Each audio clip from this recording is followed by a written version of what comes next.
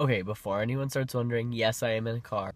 The best part is I'm just sitting in a parking lot, so if anyone walks or drives by right now, they're gonna think that I am insane. Now that that's out of the way, I'm going to talk to you guys about representation of trans people in media. I am going to preface this by saying that just due to the nature of the topic, I might talk about some things that could be triggering to some people, so that's just something to keep in mind. I looked at the GLAAD archives. I think it's every year.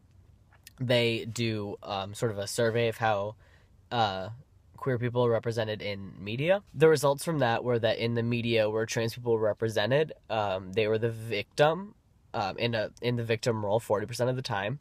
They were villains 21% of the time, and a fifth of trans characters are depicted as sex workers. And as far as like transphobic language goes, it was present 61% of the time, which is great. I watch a lot of TV and movies, so unfortunately I come across a lot of transphobic situations, whether or not it was intended by the person who's making the TV show or the movie. It's still there. One of the examples I can think of is an episode of Family Guy, and one of the characters' parents is a trans woman, and one of the other characters sleeps with her and doesn't know. And so when he finds out, he proceeds to, there's like a throwing up scene that lasts for way too long. It's disgusting and offensive. Another one is and It's Always Sunny in Philadelphia. There's a character who they basically just refer to as the T word. And the character's actually not bad. Like, she's pretty cool as far as representations of trans people in like that mainstream of media. Unfortunately, they think it's okay. Not everything is negative, thankfully. Like, Orange is the New Black. Laverne Cox's character, Sophia, is really cool. And, you know, she's actually played by a trans woman, so that's good. That's usually not the case, especially in movies, which is a great segue into movies.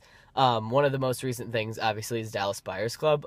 Jared Leto's character is a trans woman, and a lot of people, like, his portrayal of the character aside, because a lot of people had a problem with how he portrayed the character as well, they felt that the role should have gone to a trans woman, which I agree with, because there are, you know, trans actors and actresses, and it would be great if they could be in more things, especially a giant movie where one of the characters is a trans woman. There are definitely movies that portray trans people in a more positive light. We're actually going to do recommendations for things that we like.